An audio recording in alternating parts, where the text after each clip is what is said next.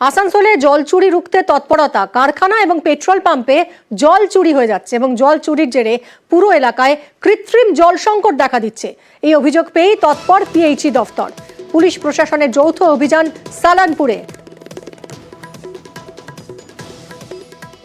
দীপক আমাদের প্রতিনিধির সঙ্গে কথা বলবো। দীপক, কি তৎপরতা নজরে আসছে জল চুরি রোধে?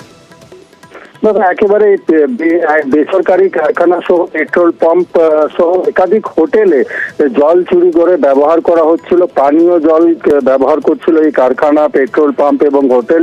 পিএইচির কাছে অভিযোগ পাওয়ার মাত্রই তারা হানা দেয় পুলিশ প্রশাসনকে সঙ্গে নিয়ে, এবং যে জল চুরি করা হচ্ছিল, যে কারখানার বিরুদ্ধে অভিযোগ উঠেছিল, সেই পানীয় জলের পাইপলাইন একেবারে কেটে বন্ধ করে দেয় এবং পাশাপাশি জরিমানা করা হয় যেই যারা বিরুদ্ধে জল চুরির অভিযোগ উঠেছে।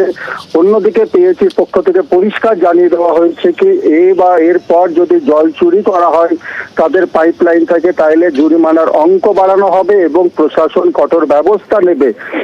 যদিও এখন দেখার, একদিকে যখন ডিবিসি জলাধার মাইথানে জলের পরিমাণ দিনের পর দিন কমে আসছে, আসানসোল পৌর এলাকায় একটি পানীয় জলের সমস্যা দেখা দিচ্ছে, তার মাঝে পিএইচির এই উদ্যোগে কতটা পানীয় জলের সমস্যা মেটে শহর অঞ্চলে, সেটাই এখন দেখার।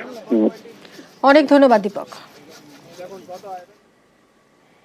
সালানপুর ব্লকের এই বেঙ্গল অক্সিজেন বলে একটা কারখানা আছে, সেই কারখানাতে দুটো লাইন গেছে। সে দুটো লাইন আমরা ডিসকানেক্ট করলাম এবং এরপর আমরা আল্লাডির মোড় যাবো। আল্লাডির মোড়ে গোটা রাস্তায় যতগুলো আছে একদম পেট্রোল পাম্পগুলো, এমন কোনো পেট্রোল পাম্প নেই যেখানে পিএইচির ইনলিগাল কানেকশন হয়। আমরা সেগুলো আজকে দেখবো, দেখে দেওয়ার কাটার চেষ্টা করব।